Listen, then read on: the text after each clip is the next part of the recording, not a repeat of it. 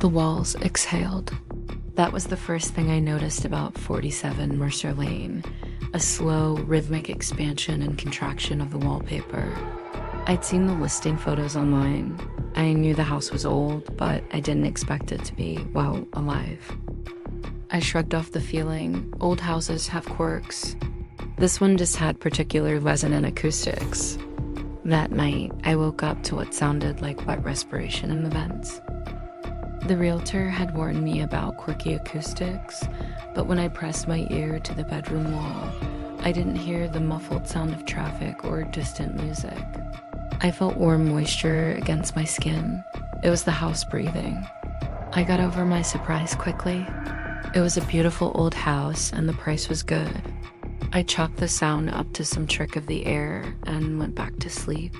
But in the morning, I woke up again to the unmistakable sound of the house inhaling sharply behind my headboard. The drywall buckled outward, then collapsed inward like a lung.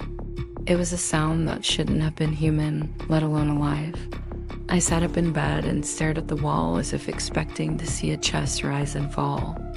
I heard a soft thud, then the scrape of something heavy hitting the floor.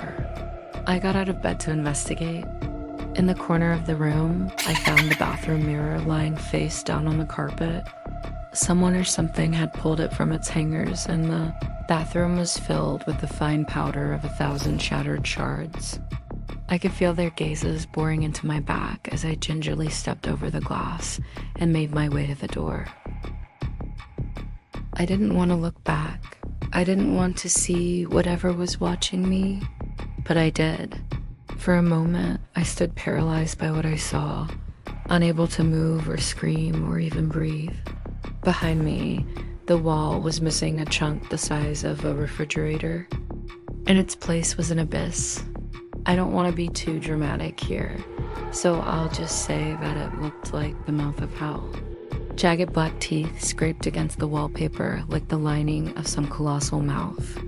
And the longer I stood there staring at it, the more I felt its hot, fetid breath on my neck. The air grew thick and tasted like sulfur. I wanted to run, but my feet were rooted to the spot. I wanted to scream, but my throat had turned to dust. I was a helpless insect caught in the gaze of some enormous predator. Then something shifted behind me. The sound of heavy footsteps on the stairs made me roll around. No one was there. I raced to the front door and flung it open, but it wouldn't budge. I rattled the handle frantically, but it was locked from the outside. I tried the other doors. They were all locked. The windows were all locked from the inside. I ran to the bedroom window and pounded on the glass. My reflection stared back at me accusingly. I don't remember how long I stood there, but eventually the pounding in my chest subsided and the room grew quiet. I slumped down onto the floor and made myself small in the corner. The house was breathing again, but now it was faster, as if excited. I could hear the attic rafters creaking like stretching ribs. Whatever was inside this house was coming awake. It was happening now. Whatever it was stirring inside the walls. And whatever it wasn't friendly. I huddled in the corner and waited for it to find me. I thought about calling out for help, but why would anyone believe me? Who would believe that a house was alive and that it was hungry? The front door burst open and a cold wind swept through the room, swirling dust in the air. Something big was moving around out there, just outside my line of sight. I watched the doorway, waiting for it to come for me. I closed my eyes, bracing for the inevitable, but nothing happened. After a while, I opened my eyes to find the house empty and silent. I spent the night curled up on the floor, listening to the house breathe around me. The sun was barely up when I slipped out the front door. I don't know what happened after that. I never went back to that house, not to retrieve my things or to check on the gaping hole in the wall. Maybe the house is still there. Maybe it's waiting for its next victim.